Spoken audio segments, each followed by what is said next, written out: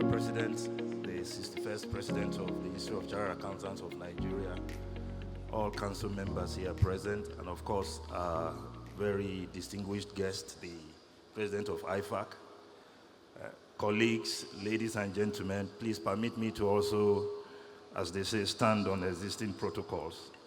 I know we are really, struggling for time. I'm representing the Executive Secretary, Chief Executive, Financial Reporting Council of Nigeria, who is unavoidably absent. But of course, he sends his greetings even to this honorable gathering.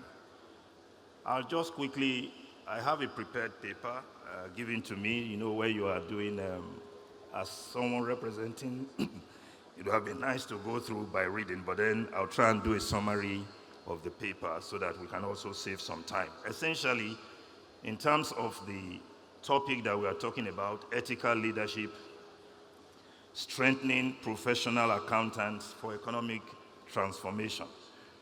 Of course, we are narrowing it down to ourselves as accountants, the professionals that, of course, we hope and believe are very key to economic transformation by what we do. In terms of what ethics is and what ethical leadership is, of course, that has already been well established by the first two speakers. But suffices to know that as accountants, we are actually custodians of truth in financial reporting. That is who we are. We are stewards of public trust. And of course, we are watchers of corporate accountability. And that is why the choices that we make in various aspects of our professional life, indeed, will ultimately result in what we all know as financial statement being described as credible or not. And that is why it's important what we are doing here today. There's a whole lot of cost that goes into ethical failures. And of course, we know the Enron, WorldCom, and all of that, which were as a result of ethical failures on the part of professionals like us. And that is why we must be at the forefront each time we talk of ethics. Because ethics is not just a word that you cannot understand. You see it as something that relates to you, the principles and values that guide what becomes your behavior. And that is why, at the end of the day, we as accountants, we must be at the forefront when it comes to discourse around ethics. Financial statements become mere fiction if there is no ethical aspect, introduced to it. Investors' confidence, of course, will certainly be lost if the issue of the trust deficit that has been so identified remain consistent. Of course, we know the effect that it will have on our capital market and all of that. So, for us as accountants, we are at the forefront in this pursuit. For Nigeria to build resilience, it needs ethically strong professionals who must take charge. This is what we do at the Financial Reporting Council by our construct. Of course, the Financial Reporting Council, we know its origin, of course, dating back to the ICAN days when we were NASB, of course, transforming to Financial Reporting Council of Nigeria. But when we became Financial Reporting Council of Nigeria, our mandate had to do with developing and enforcing accounting, auditing, actuarial, valuation, and corporate governance standards. And then, of course, to ensure that these are complied with by what has been aptly described again in the Act as public interest entities. In order to do this, we know that by our rule, it should go beyond just standard setting. And that is why, as much as possible, we are involved in ensuring that as a basis, there must be something that people rely on, a document that people must see as a guide. So standard setting is one of those key areas that we push in ensuring that our mandate, comes to bear. And in doing that, of course, over the years, we no longer do direct standard setting, as it were. We contribute in the process of the development of the various of the various standards, be they for private sector or for public sector. In doing that, at least our voice is heard, our perspectives are brought to bear. All through the development process, we are involved, and of course, we use all of us as professionals to ensure that at least some of the things that are of concern to us, even in our jurisdiction, are taken into consideration. But beyond just setting the standard, the issue of institutionalizing it, that is key for us. And just as our revered M.K. Ahmad had said, taking things as letting it now become part of your DNA is what we are pushing. And that is why each time you talk about ethics, it is something that you should relate to yourself. What are the values that you take as being very key? Of course, if it becomes part of you, you are no longer struggling. You just do the right thing and you do it at the right time. So for us at the Financial Reporting Council, setting standards, whether for financial reporting or corporate governance by way of codes, has become very key to us. And of course, as he was also introduced, in coming up with the Nigerian Code for Corporate Governance, we had our MK leading the team. Beyond that, FROC has also come up with things that are internal, apart from adopting international standards directly. One of them, of course, is to our profession, and that is the audit regulation, which I'm sure many of us are used to by now. FROC also ensures that the ethical behavior is institutionalized within the financial reporting and corporate governance space. I'm sure we've been having a lot of engagement and interactions with several of us across board in various institutions that we represent. Now, when you have standards out there, when you have codes out there, when you have regulations out there, in terms of enforcing compliance is very key.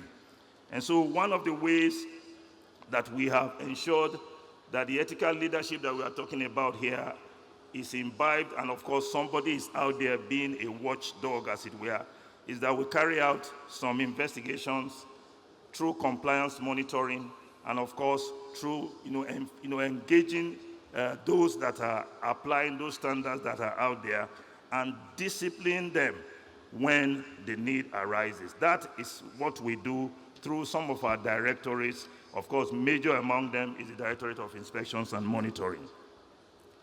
FROC is also keen about ESG matters. And that is why Nigeria we are at the forefront when it became necessary to adopt international standards as it relates to sustainability reporting. Of course, ESG disclosures have become something that is very, very key, whether for private sector or for the public sector. And FROC has been out there pushing to ensure that just, when the issue of financial reporting standards came on, we kind of jumped into a moving train.